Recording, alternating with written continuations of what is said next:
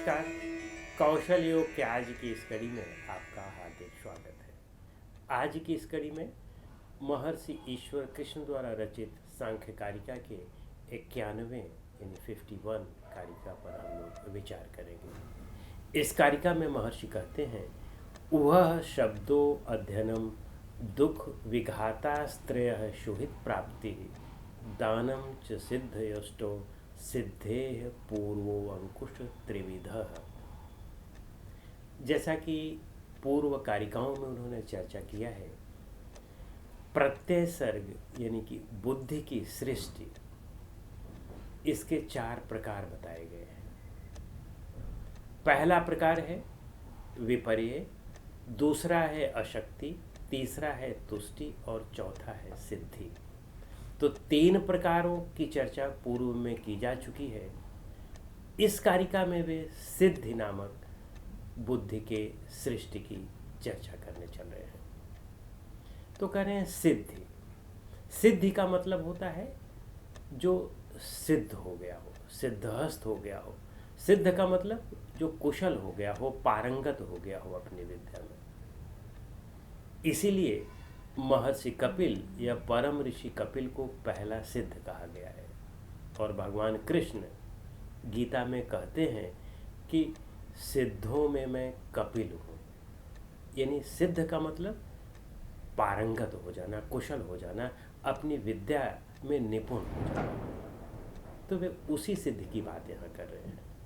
योग दर्शन में या अन्य सामान्य ग्रंथों में जो सिद्ध की चर्चा की गई है वह अणिमा, महिमा, लघिमा आदि की चर्चा की गई है। यहाँ पर सांख्य कारिका में या सांख्य दर्शन में सिद्धि का मतलब है जो कैवल्य में मदद करता है। तो इसलिए यहाँ पर सिद्धि को उस अर्थों में लेते हैं। तो ये कहते हैं कि इस सिद्धि के 8 भाग हैं। कौन कौन से 8 भाग हैं? पहला कह रहे हैं कि ऊह का मतलब तर्क वितर्क करना, चिंतन मनन करना। फिर दूसरा कह रहे हैं शब्द, दूसरा शब्द कह रहे हैं, और तीसरा फिर अध्ययन कह रहे हैं। और इसी तरह से चौथा, पांचवा, छठवां, ये तीनों प्रकार के दुखों की बात कह रहे हैं। तो 3 प्रकार के दुख कौन कौन से हैं? आध्यात्मिक दुख, आदि भौतिक दुख और आदि दैविक दुख। तो ये 6 हो गए। और 7वां उन्होंने सुहित प्राप्ति कहा है। सुहित प्राप्ति यानी कि सुहित का मतलब कि अच्छे हृदय वाला व्यक्ति। जो अच्छे हृदय का व्यक्ति हो, जिसका पवित्र विचार हो, जिसमें पवित्र धारणा हो, पवित्र भाव हो, वे सुहित कहलाते हैं। तो जब सुहित की प्राप्ति हो जाती है तो ये 7वीं प्रकार की सिद्धि है। और फिर 8वां उन्होंने दान कहा है, दान वाली सिद्धि। तो इस तरह से 8 सिद्धियों की उन्होंने चर्चा की। आइए अब हम लोग इन 8 को अलग अलग ढंग से समझने का प्रयास करें। तो यद्यपि उन्होंने अपनी कारिका में पहला ऊह कहा यानी तर्क वितर्क का, और दूसरा उन्होंने शब्द और तीसरा अध्ययन कहा, लेकिन हमारे यहाँ व्याख्याकारों ने अध्ययन को पहले लिया है। अध्ययन का मतलब है यहाँ पर स्वाध्याय से, अच्छी पुस्तकों का अध्ययन, अच्छे ग्रंथों का अध्ययन। और दूसरा इसका एक अर्थ यह भी है कि विवेक ज्ञान देने वाले गुरु की बातों को धारण करना भी एक अध्ययन है। या अपने आप को रोज इंट्रोस्पेक्शन करना, अपने आप को रोज समझना, अपने आप का अध्ययन करना, यह भी एक प्रकार का अध्ययन है। तो मूलतः गुरु द्वारा दिया हुआ ज्ञान, गुरु से जो आप ज्ञान प्राप्त करते हैं उसको अध्ययन कहा गया है। तो कहते हैं कि यह एक प्रकार की सिद्धि है। इस सिद्धि को जब आप प्राप्त करते हैं, जब आप अध्ययन करते हैं, गुरु का ज्ञान प्राप्त करते हैं, तब इसी से आप कैवल्य की ओर बढ़ सकते हैं। तो इसलिए इसे पहली प्रकार की सिद्धि बताया गया। दूसरा शब्द नामक सिद्धि है। अब शब्द नामक सिद्धि जो आप अध्ययन करेंगे या गुरु के वचन को ग्रहण करेंगे, तो गुरु जो कुछ भी कहता है शब्दों में ही कहता है। तो उस शब्द को अच्छी तरह से आप समझें, शब्दों के भाव को अच्छी तरह से समझना ही वह शब्द नामक सिद्धि है। केवल आप विवेक ज्ञान प्राप्त कर लें और उनके भावों को न समझ पाएँ, उनके शब्दों को अच्छी तरह से न समझ पाएँ, कुछ का कुछ समझें, तो वह असिद्धि हो जाएगी और वह बाधक होगा। तो इसीलिए उन्होंने कहा कि आप उस अध्ययन को, उन शब्दों को अच्छी तरह से समझ जब लेते हैं, उसके अच्छे भाव को ग्रहण कर लेते हैं, तो यह दूसरी सिद्धि हुई। और फिर तीसरा उन्होंने ऊह को रखा है। ऊह का मतलब यहाँ पर तर्क वितर्क करना। आप केवल शब्द को यथावत समझ लें और उस पर कुछ विचार न करें, उस पर कुछ चिंतन मनन न करें, उस पर कुछ तर्क वितर्क न करें, उसके पूरे अर्थ को, उसके हर एक कोणों को समझने का प्रयास न करें, तब भी आप अध्यात्म के मार्ग में आगे नहीं बढ़ सकते हैं। तो इसलिए तर्क वितर्क बहुत आवश्यक है। और हमारे यहाँ देखें, अनेक ग्रंथों में कहा गया है कि गुरु ने जैसा कहा है बस उसको वैसा मान लो, उस पर तर्क वितर्क न करो। और इसीलिए सारा बेड़ा गर्क हो गया है। हमारे पूरे धार्मिक जो प्रणालियाँ हैं या आध्यात्मिक प्रणालियाँ हैं, ये सब नुकसान की ओर हैं। इसीलिए इन्होंने एक प्रकार का, एक समझ लें कि वितंडा मचा दिया है। इसीलिए तर्क बहुत आवश्यक है। बिना तर्क किए हुए अगर आप आगे बढ़ते हैं तो आप में केवल अंधश्रद्धा होगी, आप में वास्तविक अध्यात्म की ओर आप में प्रगति नहीं हो सकती है। तो इसलिए वह बहुत आवश्यक है। और फिर चौथा इन्होंने सुहित प्राप्ति कहा है। सुहित प्राप्ति का मतलब, शु का मतलब सुंदर और हृत का मतलब यहाँ पर हृदय है, यानी सुंदर हृदय वालों की प्राप्ति।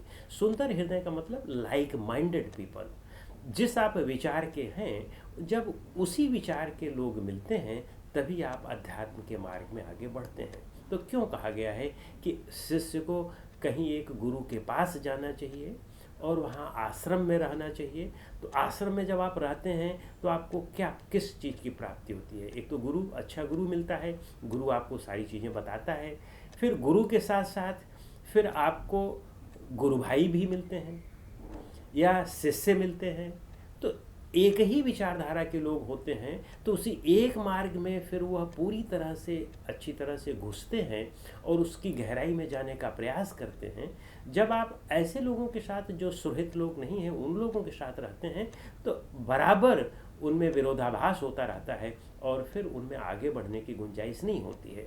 तो इसीलिए ऐसे ही जगहों का चुनाव करना चाहिए, ऐसे लोगों के साथ रहना चाहिए कि जो अपने हृदय को हों, अपने लाइक माइंडेड हों, तभी उसमें गहराई में आगे बढ़ना चाहिए। इसीलिए इसको भी एक सिद्धि कहा गया है। और पांचवा दान नामक सिद्धि है। दान का मतलब यहाँ पर देने वाला, कुछ लेन देन की बात यहाँ पर नहीं है। यहाँ पर दान का मतलब विवेक ज्ञान का दान। जब आप विवेक ज्ञान प्राप्त करते हैं और उस विवेक ज्ञान का आचरण करते हैं, तब वे कहते हैं कि फिर आप, यह भी एक प्रकार की सिद्धि है और इससे आप कैवल्य की तरफ उन्मुख होते हैं, आध्यात्मिक मार्ग पर आगे की ओर बढ़ते हैं। अन्यथा व्यक्ति अधोमुख होता है, नीचे की ओर जाता है। तो आध्यात्मिक मार्ग पर आगे बढ़ने के लिए आपको ये 5 सिद्धियों का उन्होंने पहले बताया, और ये 5 सिद्धियों को उन्होंने गौण सिद्धियां कहा, यानी ये सेकेंडरी है।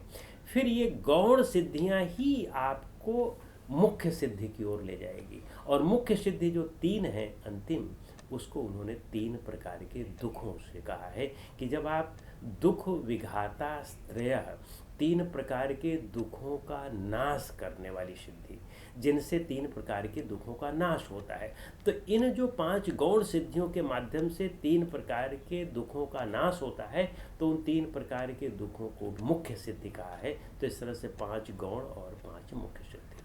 वे कहते हैं कि दुख विघाता श्रेयः, यानी जो 3 प्रकार के दुख हैं उनको विघात करने का, यानी उन 3 प्रकार के दुखों को नष्ट करने का, उनको विनाश करने के लिए।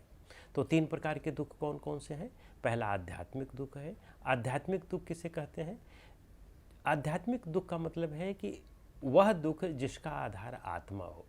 आत्मा किसका आधार है? आत्मा हमारे शरीर का आधार है, आत्मा हमारे मन का आधार है, आत्मा हमारे बुद्धि का आधार है, आत्मा हमारे इंद्रियों का आधार है। तो इनसे सबसे जो भी समस्याएं होती हैं तो उसे हम आध्यात्मिक दुख कहते हैं। जैसे शरीर में कोई रोग पैदा हो गया, हमारी इंद्रियों में कोई रोग पैदा हो गया, हमारी बुद्धि में, हमारे मन में कोई रोग पैदा हो गया, तो जैसे मानसिक रोग, बौद्धिक रोग, भावनात्मक रोग, इंद्रियात्मक रोग, शारीरिक रोग, ये सब आध्यात्मिक दुख के अंतर्गत आते हैं।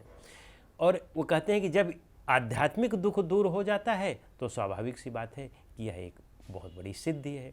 फिर इसके बाद दूसरी प्रकार की सिद्धि आधिदैविक सिद्धि है। आधिदैविक दुख का मतलब है कि वह दुख जो हमें दैव के द्वारा, प्रकृति के द्वारा मिलता है, जैसे बाढ़ आ जाना, अकाल पड़ जाना, भूकंप आ जाना, ज्वालामुखी आ जाना, या कोई चक्रवात आ जाना, बहुत तेज बारिश हो जाना, बहुत तेज तूफान आ जाना, इससे जो कष्ट होता है, इससे जो दुख होता है, उसे हम आधिदैविक दुख कहते हैं। तो वे कहते हैं कि जब इस दुख का आपका विनाश हो जाता है, आपके आधिदैविक दुख का विनाश हो जाता है, यह दुख आपका समाप्त हो जाता है, तो यह भी एक प्रकार की सिद्धि है।